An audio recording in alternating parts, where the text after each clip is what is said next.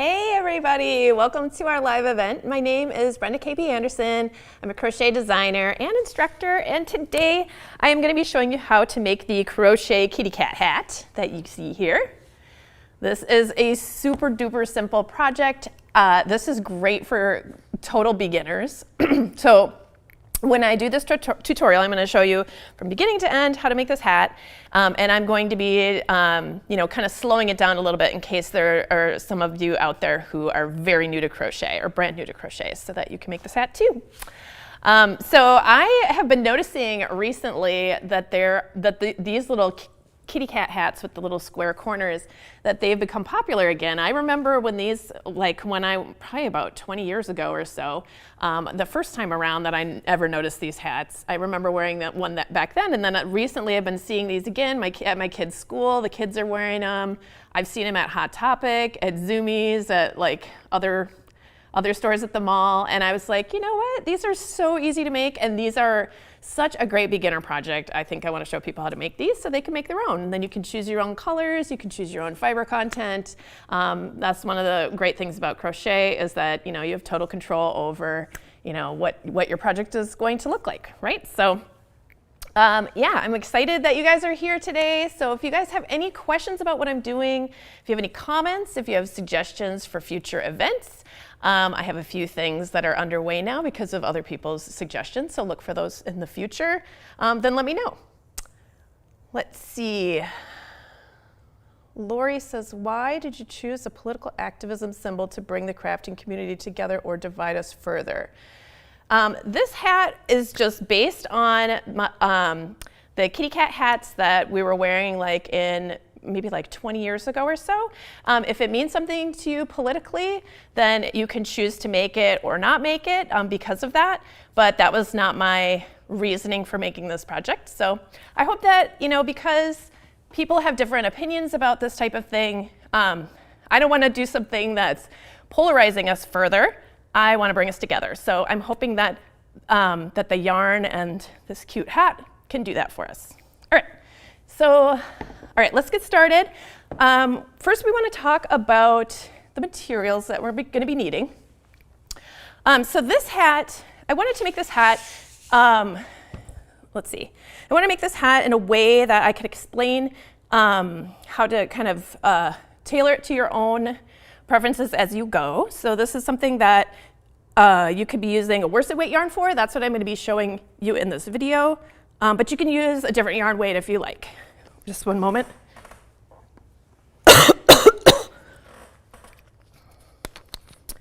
And hello, Bobby. Good morning to you as well. Thank you for joining us.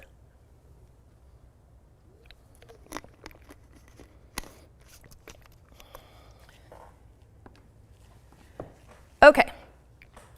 So your materials you're going to be using, you can choose whatever you have in your stash, or you can go out and find colors that you like. And I'm going to be working this up in a sort of a dusty green and an off-white color. And this is a worsted weight yarn. One of the yarns in here has, I think, about 20% wool and 80% acrylic. The other yarn in here has 100% acrylic. And I'm going to be mixing them together, but I just wanted to let you guys know that this is a great stash buster project. This is something that you can just kind of make do with what you have, or find colors that you already have in your stash if you don't want to go out and spend the money on it. You can also hold thinner yarns together to make up the weight of a worsted weight yarn if you don't have enough of two different colors in the worsted weight thickness, or if you have a chunky weight yarn that you want to use, you can absolutely use that too. And I'll be talking about that as we're going through this project, just to let you know the kind of ways that you can kind of alter it to fit your yarn thickness. So when I worked on this project, I really wanted my hat to be warm because I live in a place that's very cold, and so I'm crocheting this up at a fairly firm gauge, much firmer than I would for a garment. And I'm going to be using an F hook, which is a 3.75 millimeter hook, and with the worsted weight yarn. And that's normally I use an H or an I with worsted weight yarn, just to give you guys an idea, because I know everybody crochets a little bit differently. And you might have an idea what you normally grab when you are working with worsted weight yarn. So I would go down a couple of hook sizes from what you normally use to make this hat. And even though it's probably going to seem like it's a little bit stiff at first, like this hat is a little bit, has this sort of extra, like a little stiffness. You can probably see here that it's just like, it doesn't have a lot of drape here. Once we block this later, it will have a lot more drape. And I would rather have it be a little bit stiff at the beginning and then have to steam it or wet block it in order to give it the drape that we would like, instead of having holes in my hat because of where I live. But you may be just making this for a fashion statement or for whatever, whatever reason you want to be making this hat. And so you could use a larger hook size compared to the yarn if that feels better to you, and then having those holes between your stitches if that seems fine, like maybe you live in Florida and you want to wear this hat, then you could definitely do that. So this is just kind of like, I just wanted to let you know I'm definitely, it's cold here, so I'm using a smaller hook size to make my gauge nice and firm. All right. Okay, so to start out, we are going to be, actually, let me just tell you kind of the general plan of where we're going here with this hat. So the ribbing is made back and forth in turned rows in a long strip, and we're going to be working that through the back loop. Then we're going to join that together to make a tube shape, and then we're going to start crocheting around the top of the tube, around and around in joined rounds. And I want to show you how I'm going to be joining that, so that you can see, actually, if you take a look right here, this is where my joins are, so that you can see when I join those together, the stripe will continue all the way across. So I want to have a special little technique that I'm using, which you can decide if you want to use it or not, and I'm going to be talking a little bit about that as well. And then we're going to talk about finishing and blocking at the end. All right, so to begin, we are going to grab whatever color you want to use for the ribbing. I'm going to be starting out with this darker green color. And and by the way, there is a download available for you if you'd like to follow along. It also has a little picture tutorial in here on how I am going to be doing the special little technique that I'm going to show you later about how to kind of keep that color going across that join and make it look a little bit less noticeable. So I do have like a little picture tutorial in here as well. The complete instructions are here, and also some hints on how to customize it, for different yarn weights.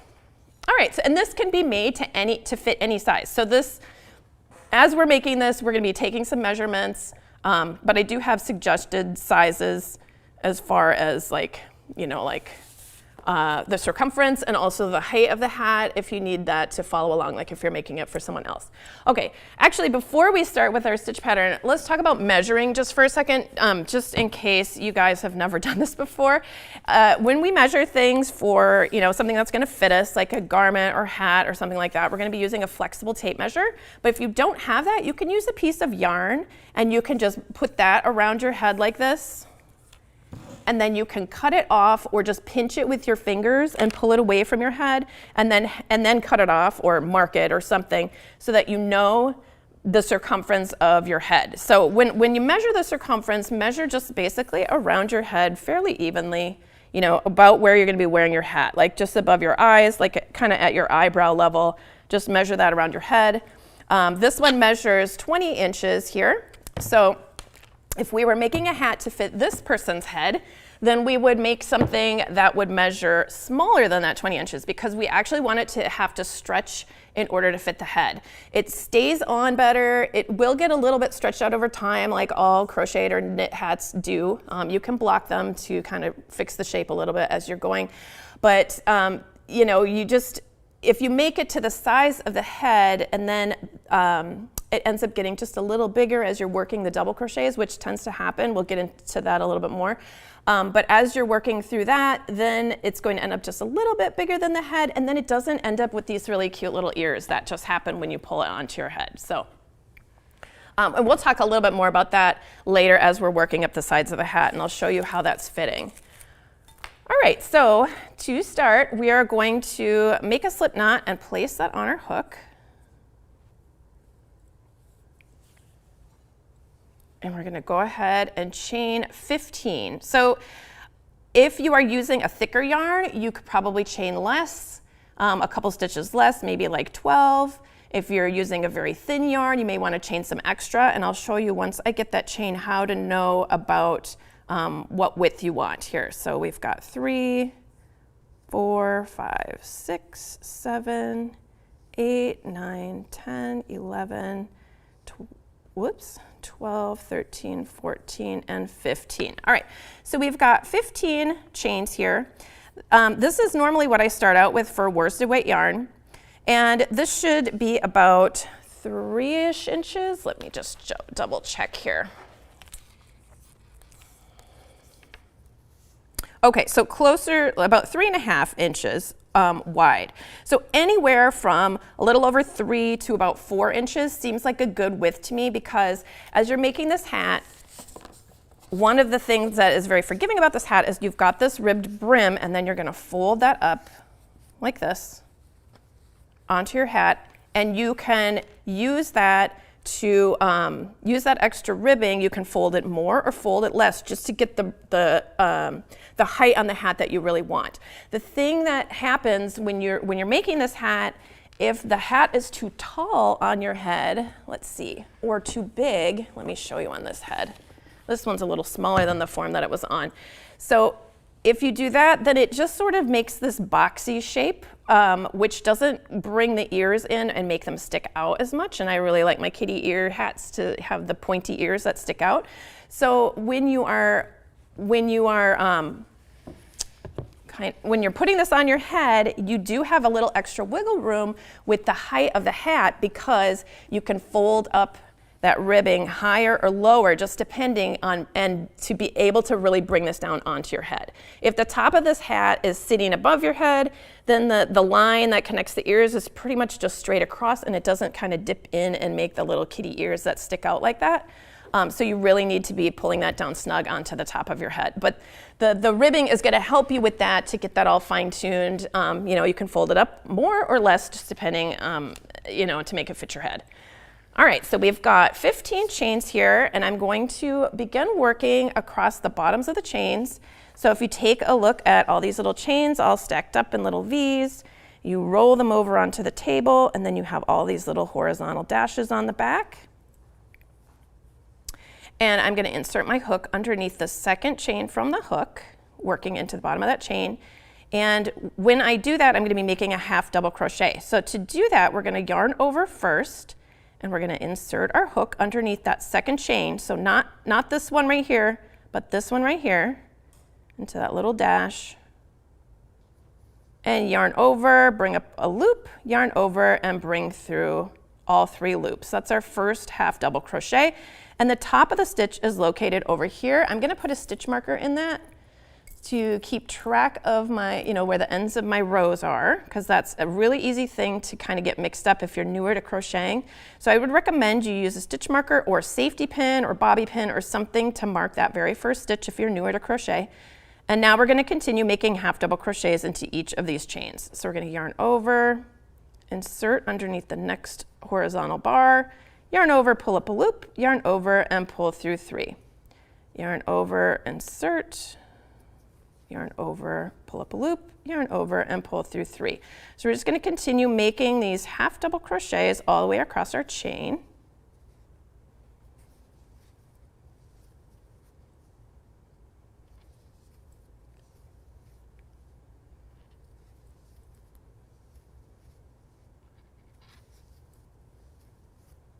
And this will feel a little bit tight because we are using a smaller hook than we normally do. It will feel a little bit stiff. That's normal.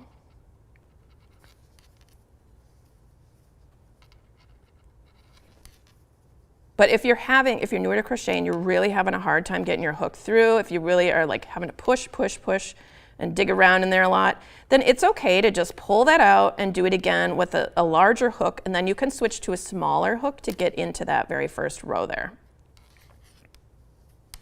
Okay, so when we get to the end of your row, this is what your piece looks like, and we're going to make 2 turning chains. That's going to be how we turn every single time we make a new row in this ribbing. So we're going to make 2 tight turning chains. So there's 1 and 2, and we're going to turn our piece like we're turning a page in a book, and then we're going to work across the next row, and we're going to make a half double crochet into the back loop of each stitch across. Okay, so when we make those 2 turning chains, they're right here. Those are just going to count as turning chains.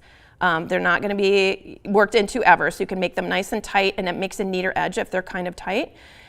Or you can just make one turning chain there if you prefer. And then we're going to yarn over, and we're going to insert underneath the back loop. So normally when we make our crochet stitches, normally we work underneath both loops here, or both sides of that stitch. If you see that V on the top of your work, that is the stitch, and normally we work underneath both legs of that V like this, but because we want to do a ribbing, we want to allow it to stretch, we want it to have that sort of groove appearance, we're going to place our hook in between them and come out the back like that. Then we're going to yarn over, pull up a loop, yarn over, and pull through 3.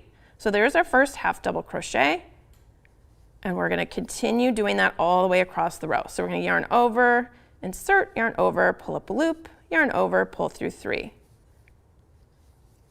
All right, we're just going to keep on going, making those half double crochets, working through the back loop.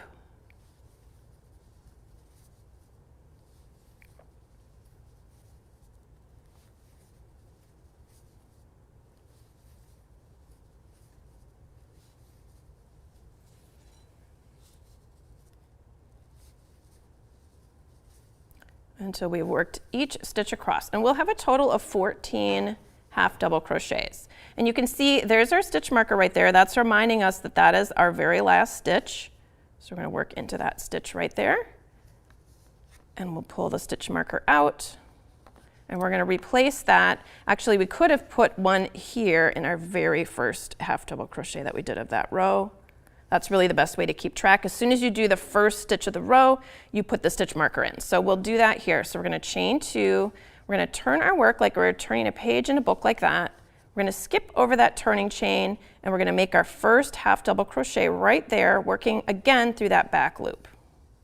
Okay, so there's the top of our stitch. We'll put a stitch marker in there. And then we're going to do a half double crochet into the back loop of each stitch across.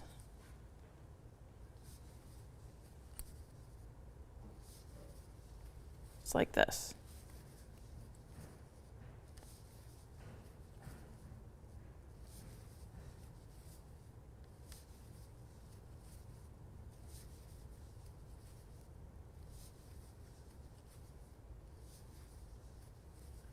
All right, so we've got 2 more half double crochets here.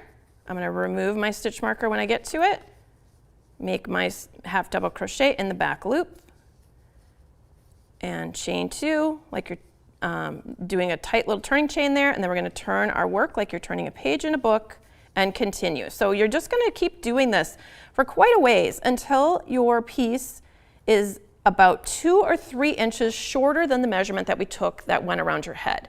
So for me, my head is 22 inches, so I worked up my piece until it was about 19 and a half-ish, somewhere in the middle there. And then I checked to make sure I had an even number of rows. And there's an easy way to know that. And the reason you need an even number of rows is just because it makes it look a little bit neater when you make that seam in the ribbing. It's a little less obvious where your seam is there.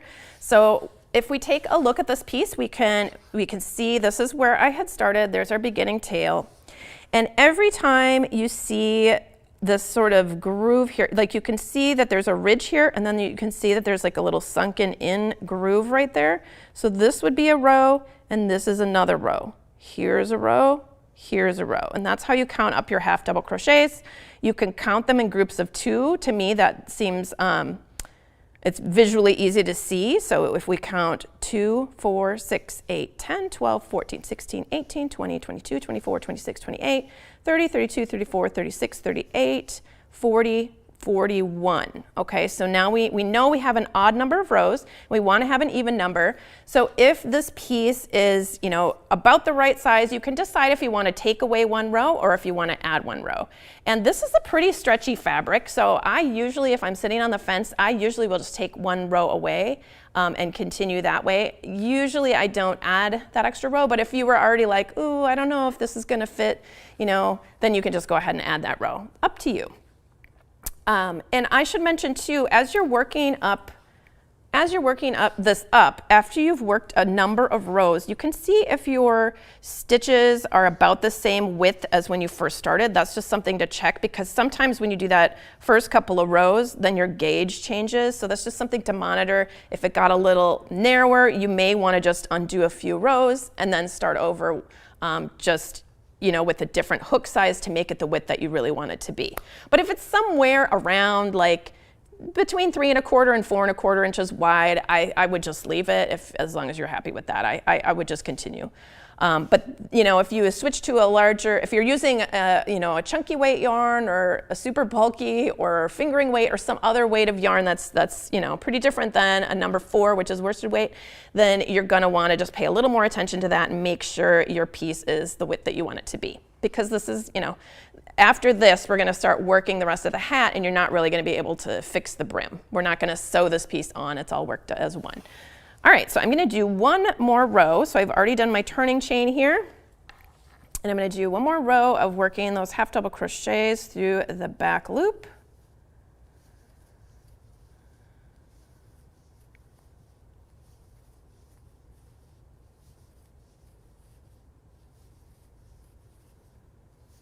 And I'll have my 14 stitches across, and then we'll be able to do a little slip stitch seam in a second here.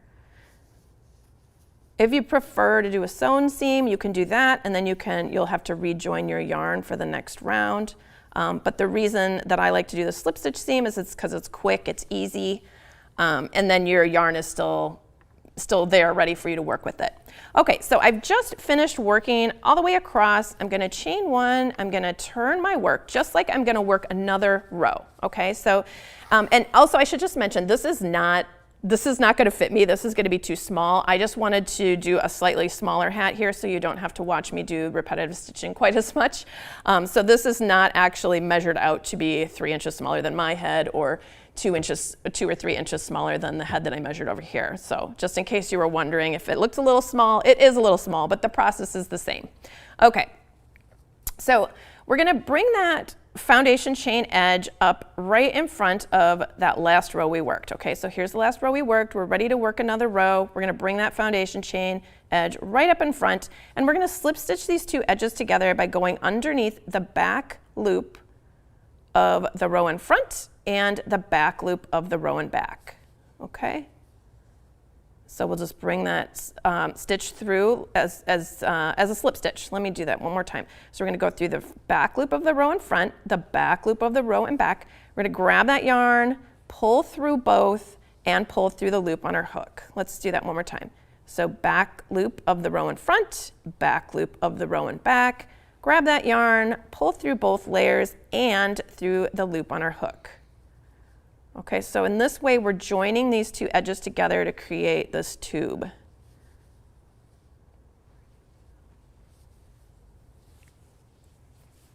Well, we've got lots of hellos. Thank you guys for weighing in here and saying hello. Hello to Naughty Creations and Sarah and Hannah B. Wow, lots of hellos. Sandy and Felicia and Molly and Magic Frog Crochet. We got lots of hellos. Aw. Oh, and thanks for the compliment about my Bonita bag. That was very nice. I'm glad. Oh, you're making them as gifts for Christmas. Thank you for saying that. Okay, that's really awesome. Okay, so we're gonna go through the back loops all the way across till we get to the end here. And if you feel like your stitches are getting really tight, you'll notice that this edge is kind of drawing in. If that's the case, you can always switch to a larger hook for this part. I know that as crocheters, a lot of times we tend to make slip stitches tighter than our other stitches. I think it's just because there isn't that yarn over or extra motions to stop it from kind of cinching in. So, feel free to switch to a larger hook for that little section. Okay, so we've done our slip stitch seam. Let me show you what that looks like here. And it's sticking out just a little bit here with blocking that's going to flatten out.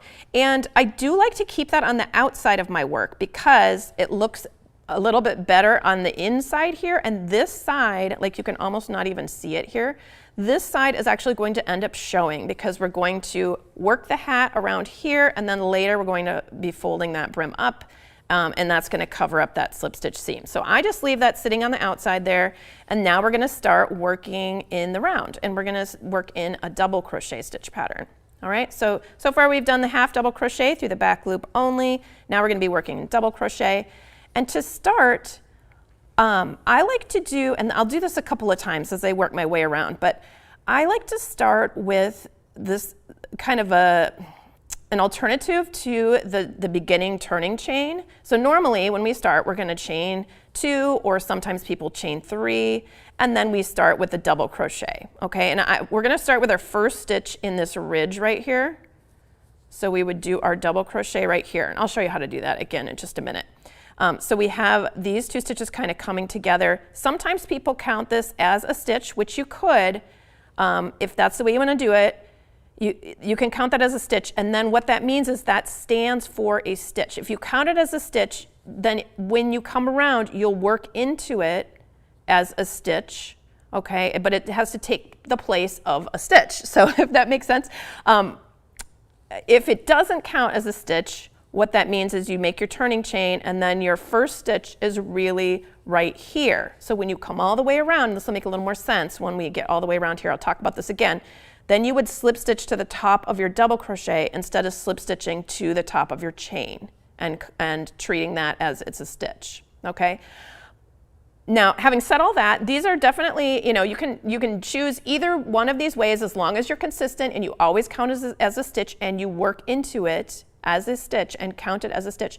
That's fine. Or you can just count this as a turning chain or a beginning chain, and it's not actually counted as a stitch. You will not work into it. You will not join into it. You will join into the top of this stitch. You can do it either way. Or what I want to show you this way, I've been doing this lately and I feel like it blends in really well. Instead of a turning chain, I just elongate that working loop so it's about the height of a double crochet. And so that will be, you know, like for this, actually, since you haven't done a double crochet yet, you could just look at the width of one of your half double crochets. It's going to be pretty close to that, actually. It's not really that much different. So about that width, that's what I'm looking at here. So you'll just pull up your loop, make it a little bit longer, and then you're going to, you can place your finger on your loop, duck your hook underneath your loop, and just, I'm holding that with my finger. Then we're going to grab this yarn and pull it around. So that's going to take the place of a yarn over. Okay, I'm going to show you that one more time. So we just pull up our loop. I'm going to place my finger on this working loop. I'm going to go under here and grab that yarn and pull it up. So that counts as a yarn over. Then we're going to go into the first stitch, which is at the top of this ridge here. So it could be here or it could be here. Either way, we're going to grab that yarn, pull up a loop. Then we're going to yarn over, pull through 2, yarn over, pull through 2. And so that's combining that loop together with that first double crochet. Now here it looks a little bit weird because this is such a big width between this slip stitch and where we started our first stitch. But in successive rounds, I want to show you this again, and you'll see how this really blends in really well. So keep that in mind. You can do it whichever way you like. Any of those options are fine, however you normally like to do it. But basically, you have to start with a double crochet in this first ridge here. Now, we're going to be working 2 double crochets into the valleys. So that would be right here, anywhere where it kind of recesses and goes in. So 2 here, 2 here, 2 here, and 1 in the top of each ridge. So there's a ridge here, there's a ridge here, there's a ridge here. All right, so we've got a double crochet. So to do it, just a regular double crochet, we're going to yarn over, insert, and you can put your hook wherever you need to. It's not going in a very specific spot, but I like to look for a place that's a fairly tight fit because that tends to not stretch it out and make a hole there. So you'll do a yarn over, insert your hook, yarn over, pull up a loop, yarn over, pull through 2, and yarn over, pull through 2. That's just a regular double crochet. I'm going to mark the top of this very first stitch that I made. And in this pattern, I think I call that a beginning double crochet. What did I abbreviate that as? Let's see. Oh, yeah, beginning double crochet. That's what I call that when I pull up that loop and make my double crochet that way. I'll show you that again also, because I know that might be newer to some of you guys. Okay, so we're going to do another double crochet into this valley. So yarn over, insert, yarn over, pull up a loop, yarn over, pull through 2, yarn over, pull through 2. And now we're going to do 1 double crochet into this ridge here. So yarn over, insert, yarn over, pull up a loop, yarn over, pull through 2, yarn over, pull through 2. All right, so here's a little valley. So we're going to do 2 double crochets there. So there's the first one, and here's the second one, and here's a ridge, and there's our double crochet in the top of that ridge. And now we're going to do, that was just 1, so now we're going to do 2 in this valley here. So 1 and 2, 1 in this ridge, and 2 in this valley. So we're going to just keep repeating this all the way around.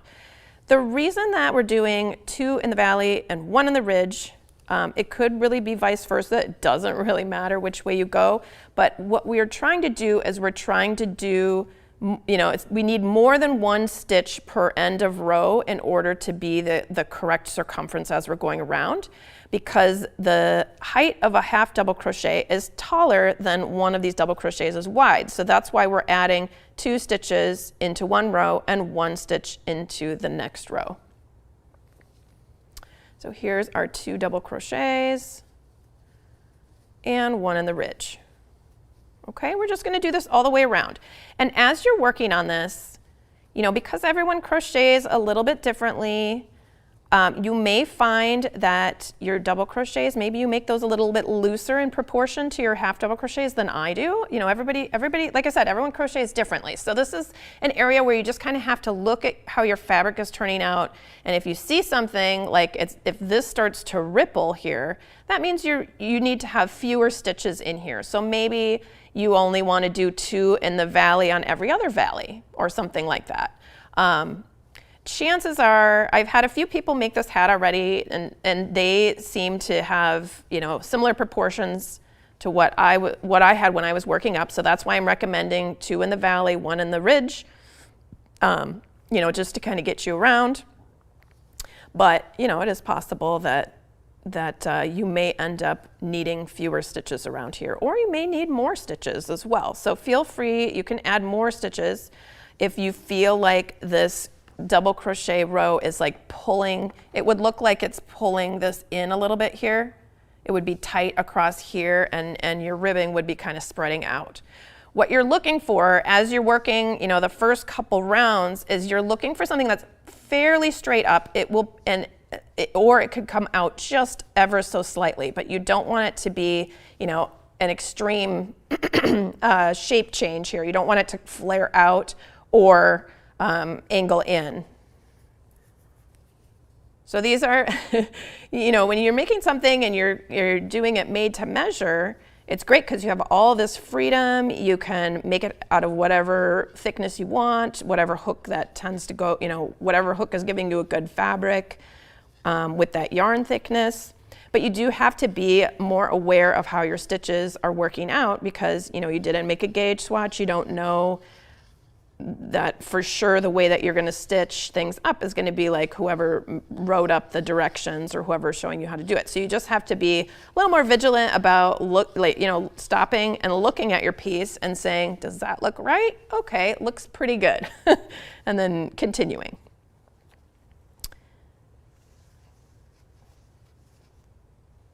All right, so I am just continuing with the 2 double crochets in the valley, like here, and then 1 double crochet in the ridge until we get around to where we started. And then I will show you how to do a join. Let me know if you guys have any questions about anything I'm doing. We've got a bunch more hellos, looks like. or a couple more hellos.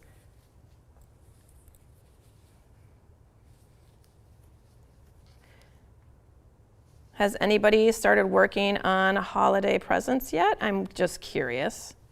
I know it's like barely October, and I'm wondering about something that's happening in 2 months. But I know that there are a lot of people who like to plan these things ahead of time because crochet takes a while.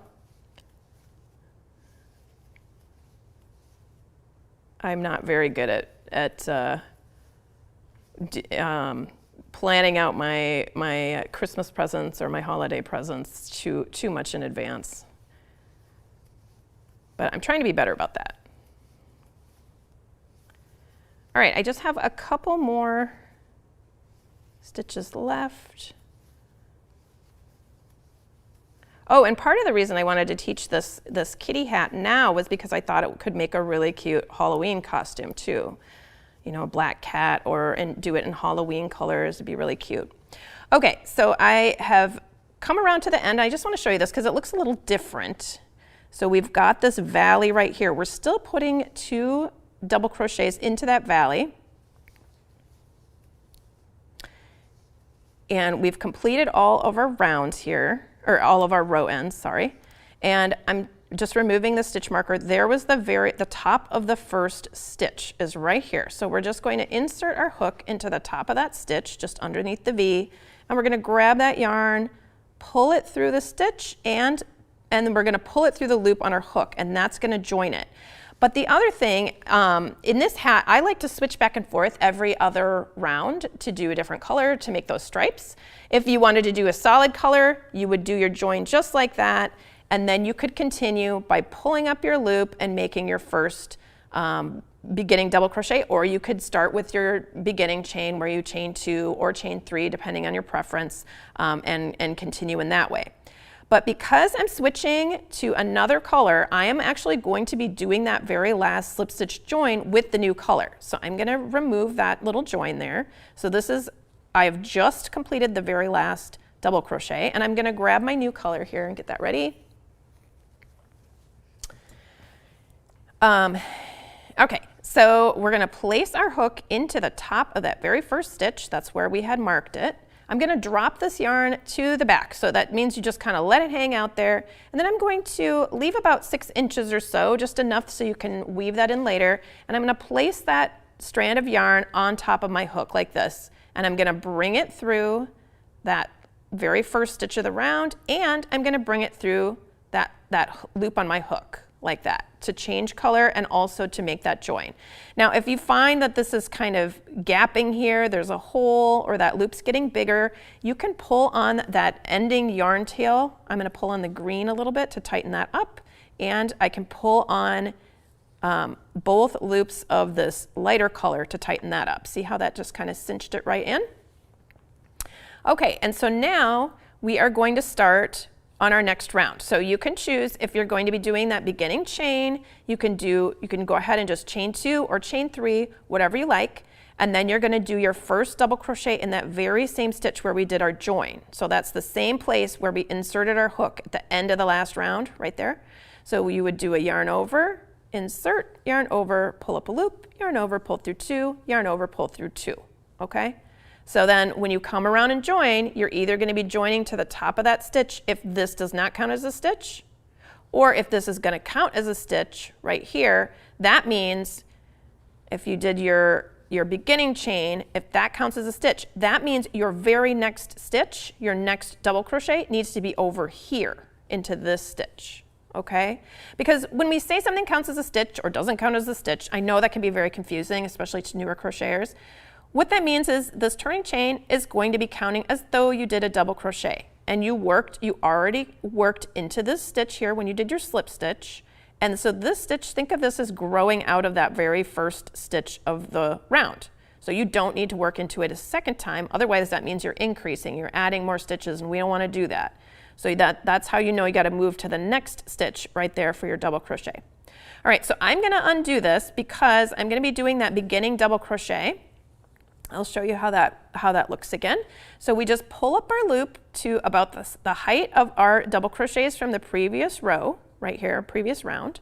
So bring that up, and I'm going to place my finger on that loop, duck my hook underneath, grab that yarn, and pull that up. So that's just like the first yarn over that we make in a double crochet. And then we're going to go in here into that very same stitch where we joined. We're going to grab that yarn, pull it up. Now we've got 3 loops on our hook. We're going to yarn over, pull through 2, yarn over, and pull through 2. All right, so that's our very first stitch. That's that beginning double crochet. We worked it into that stitch, so we're going to move on to the next stitch and make a double crochet there. And we're going to make a double crochet into each stitch around.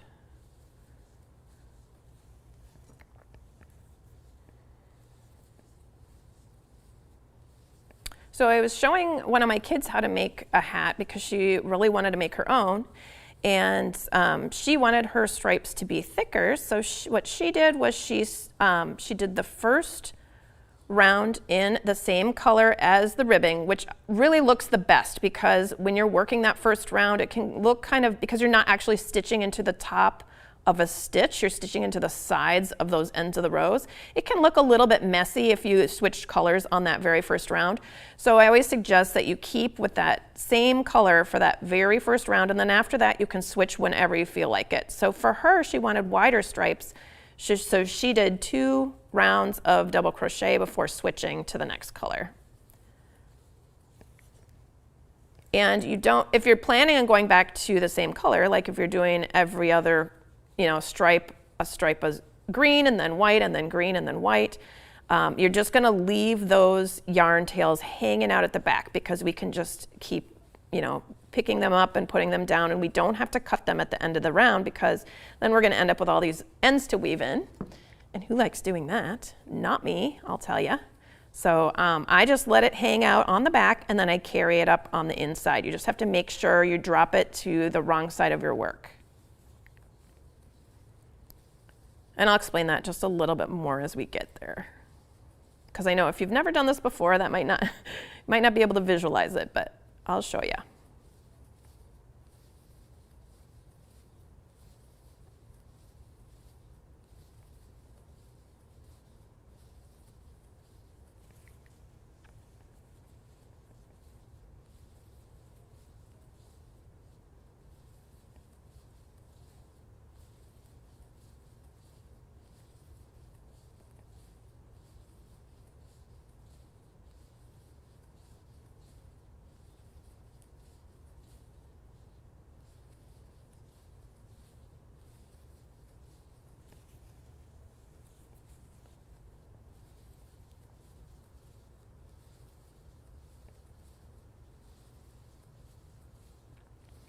All right, we just have a few more to go and then I'll show you that join one more time and the color change.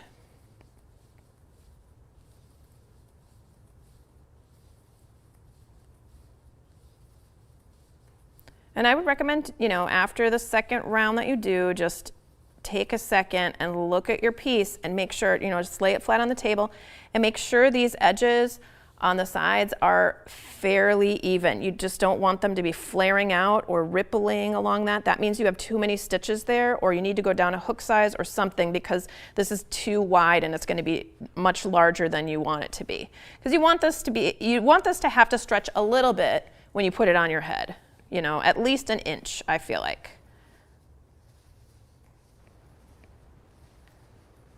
In order for it to get that really cute kitty ear shape.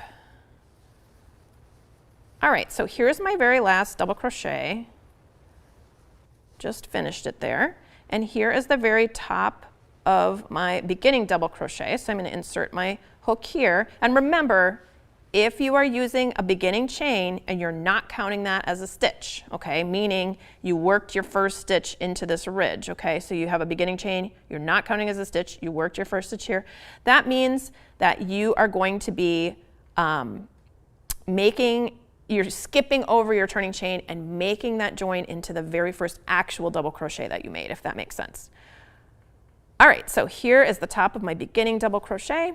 I'm going to make my slip stitch here like that. If I was going to continue with this color, I would keep going, Or if I wanted to switch colors at this point, I would insert my hook here, drop the color that I've been using, and I'm going to pick up the color that I had dropped because I'm going back to that color, and just allow that to kind of reach from that stripe up to here. Don't pull too tight when you bring that through both those loops there. So you're going to see this little strand connecting the green from down here to the green that you're about to work, and that's okay. If you pull too tight on it, then it kind of cinches that area where all the joins are, and you're going to be able to see it a little bit. So just allow it to be nice and long back there.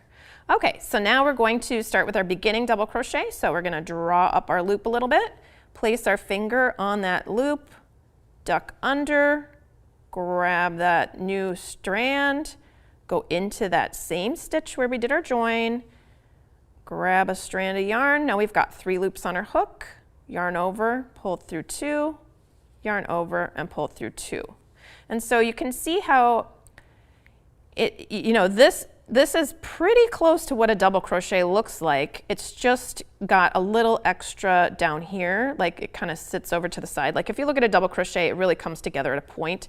This has a little extra coming from that side, but it looks a lot more like a double crochet than if you do a turning chain, or if you have a turning chain next to a double crochet. So that's why I've been liking to do this beginning double crochet lately, just because it blends in a little bit better. But you know, that's just one of those things. If you're newer to crochet and you're getting frustrated with doing that, then you can absolutely do that beginning chain and not even worry about this. This is kind of more for those of you who have been crocheting for a while and you're looking for a new way to make those joins and keep the jog from being too noticeable in your stripes.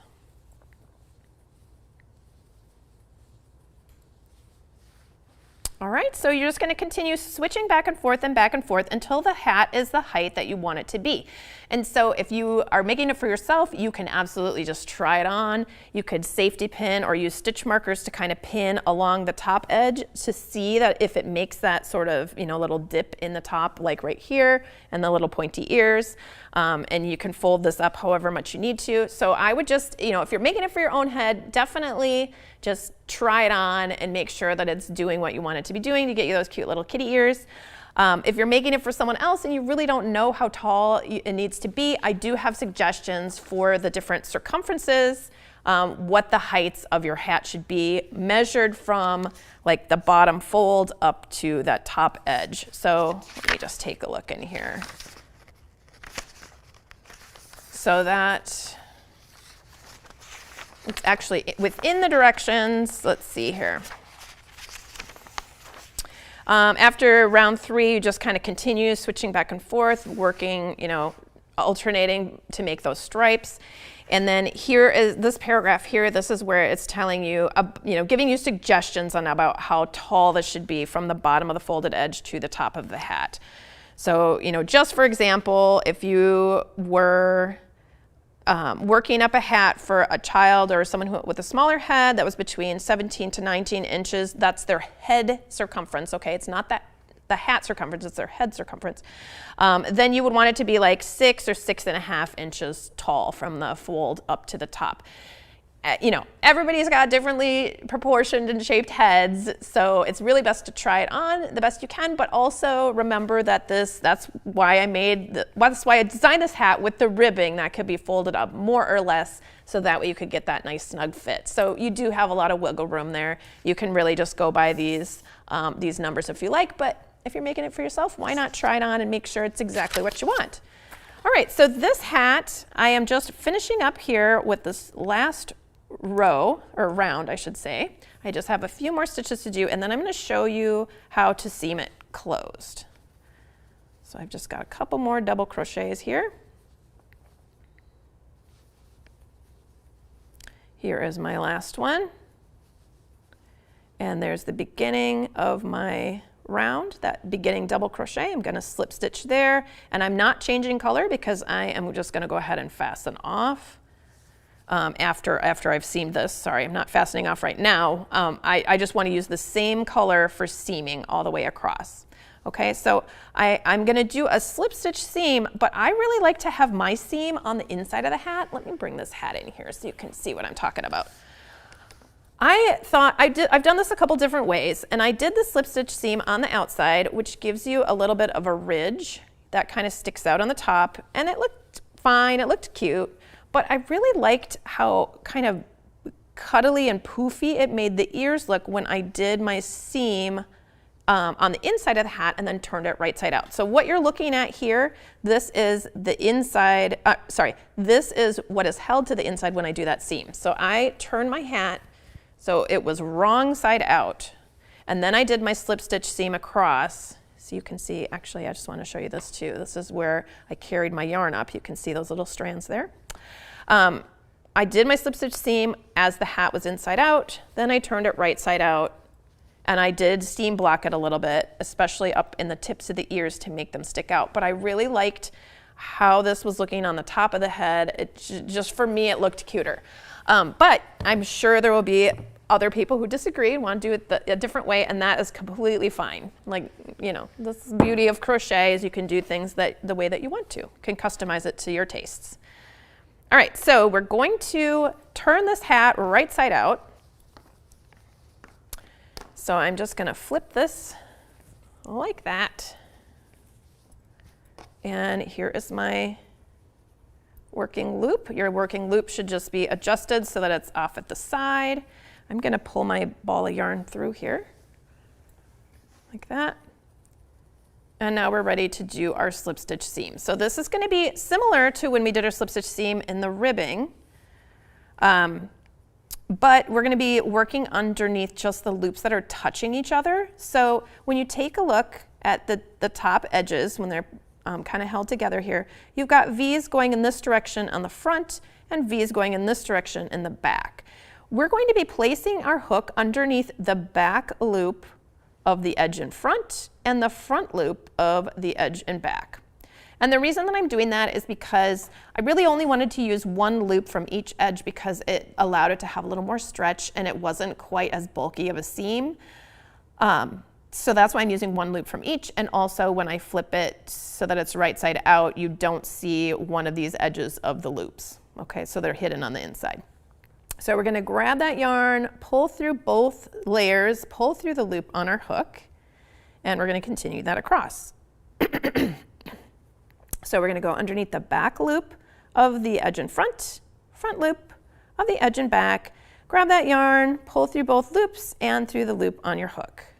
All right, so we're just going to continue working our way across, connecting these two together. And like I said before, you know, oftentimes when we're doing a slip stitch, we do those tighter than we would do our other stitches. So it ends up kind of restricting or, you know, constricting the top of the hat or restricting the stretch at the top of the hat. So you know, I would suggest either intentionally trying to keep it loose and relaxed, or if that's difficult, then grab a larger hook and you can do your slip stitch seam with a larger hook to keep that from happening. You could, you know, alternatively do a whip stitch here, and that would be absolutely fine.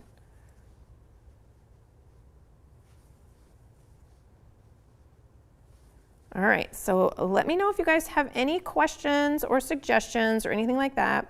We're going to wrap this up in just a little bit. The next step I'm going to be showing you is how to block your hat. And I know for some people, especially if you're new to crochet, you're probably wondering what the heck I'm talking about, blocking. Or even if you've been crocheting for a while, maybe you've never blocked anything before. I know that it took me years of crocheting before I actually bothered to block anything, because I just thought, my stitches look fine, I'm not worried about it. And that's okay. But there are certain situations that blocking can really change the look of your piece. It can give it a lot more drape and softness. And so that is one of the big reasons that I block pretty much everything that I make now.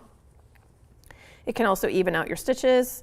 And really, it doesn't, you know, if you already have a little area where you could steam something, if you already own an iron Or if you're lucky enough to have a steamer already, then it really doesn't take much effort. You just have to kind of heat that up as you're doing your very last finishing, you're weaving in your ends or whatever it is that you're doing, and then you'll be all ready to go. And it just takes about 2 minutes. So for me, it's totally worth it. All right, I just got a couple more stitches to go through here.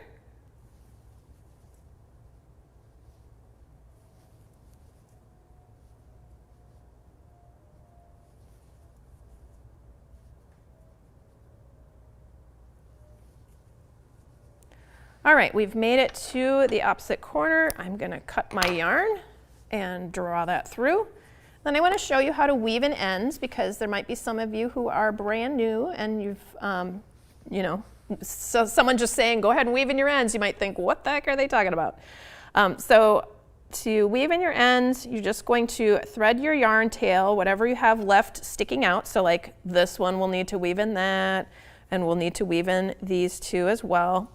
And this one here. So you just thread that onto a yarn needle, and then you're just going to weave that into your stitches, weave it back and forth. And a couple things to think about. If something's going to get a lot of stretch in one direction, I usually try to weave it in the opposite direction.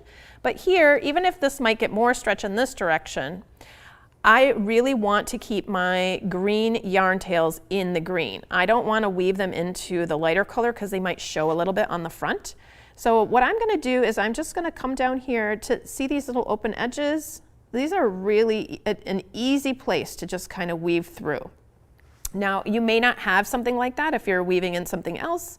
You can just kind of place your needle. What you're trying to do is you're just sort of running it through the center of those stitches. You want to make sure you're not making a big loop of a stitch on the outside of your work, so go ahead and check. But if you're just going under one loop or splitting through a loop, then you should be just fine. So like that. And I always weave in my end at least in 2 directions, because that really helps hold it in. And once you, so I came out from underneath this loop, I want to go back under that loop again because it was easy. You could take a different path, you could go down through here, but if you wanted to go through that loop again, you got to go through another place first so that you can go through that loop again, and it'll get caught on the other, that little loop up here, okay? So you don't want to just undo what you did.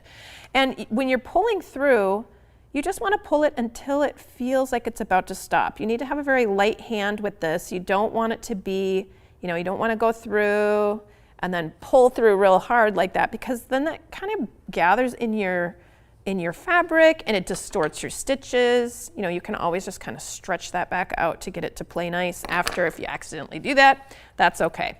All right, so you would go ahead and weave in all of your yarn tails and then do the blocking last. So we're going to turn this right side out.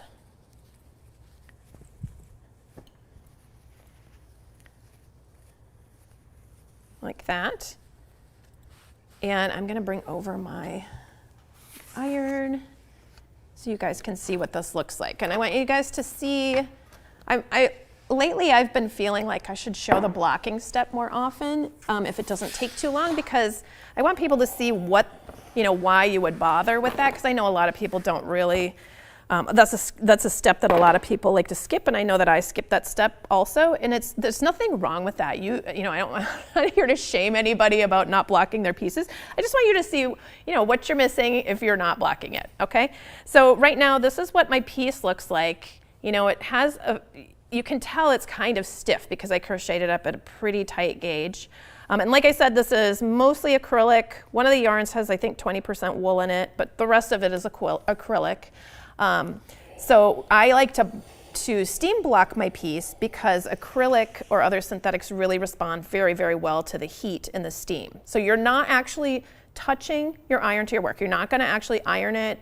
You don't want to do that because you could melt your yarn or you know, make it look shiny or all sorts of other things. You're just going to kind of hold it above like this and let the steam come out.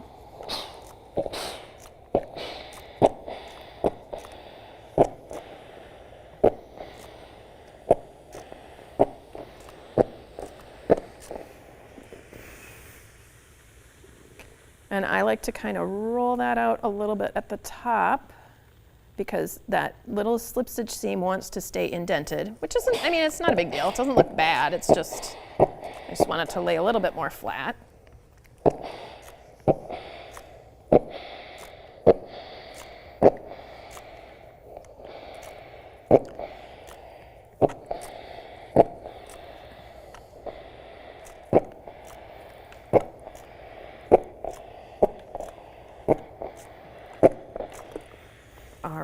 And I'm going to flip it over to the other side, even though that side, you know, it did get steam on it a little bit, but it didn't get as much of the heat.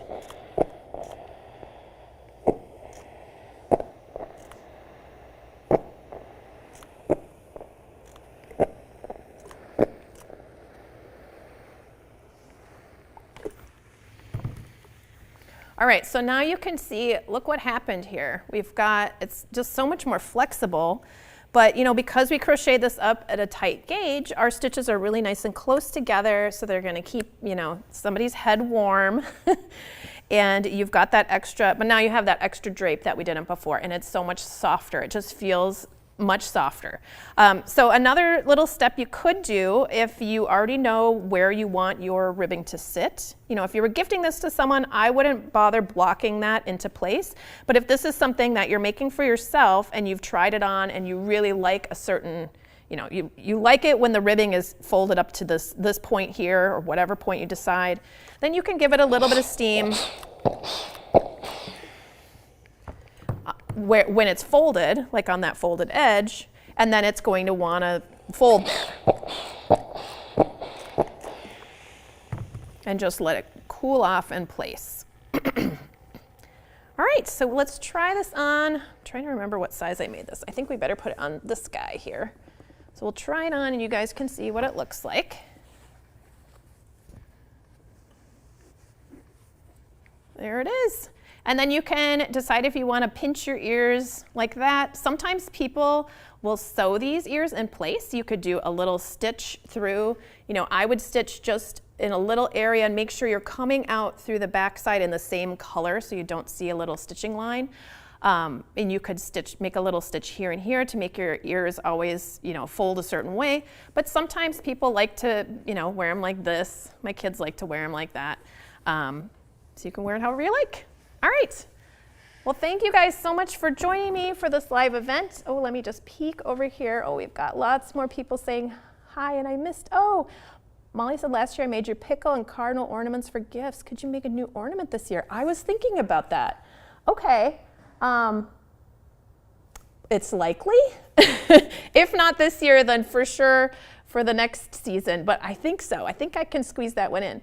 Usually I work a couple months ahead of time getting things ready, so I will look at the schedule and see if I can. I think I can, though. Let's see. Oh, and thank you, Linda, for your compliments. That was very sweet.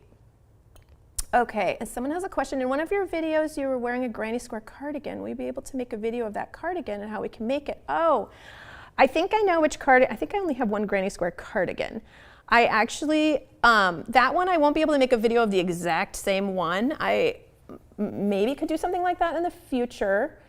But that cardigan actually, that was a freelance project that I did for a yarn company, so I won't be able to show a video of that. But if you're interested in granny square sweaters, this is not a cardigan, but just a pullover sweater. I do have a video coming out, a class actually coming out pretty soon. I think before the end of the year, this year. That's how to basically make a freestyle granny square pullover, like just a, you know, it's not a cardigan, but it's really cute. All right. Oh, and we've got Belle. If you could think of a project for a tablet phone sleeve, and yes, it was me suggested your not so recent project you aired this time. I'm thinking of the one that goes around the tablet phone itself. If you know what I mean, that would be great. Okay, Belle, let me know. So, Belle, are you talking about like a case around it when it's open, if that's what you mean? Because I did do one Thank you for your compliments. I did do one that was like a make your own DIY tablet or phone or laptop cover cozy where you drop it in and then there's like a little cord that goes around the bottom to keep it closed. I did do that recently on the Creative Crochet Corner website, so you can look for that, but let's see. But let me know if that's not the style you meant. Okay, all right. Okay, thank you guys so much for being here. Thanks for showing up in the comments and all your support. I really appreciate you guys being here. Yeah, and I think, keep those ideas coming. I love getting inspiration from you guys for my next projects. It always makes me think outside of like my norm, which I love. So thank you guys so much for being here. I really appreciate it. Happy crocheting. Bye, everybody.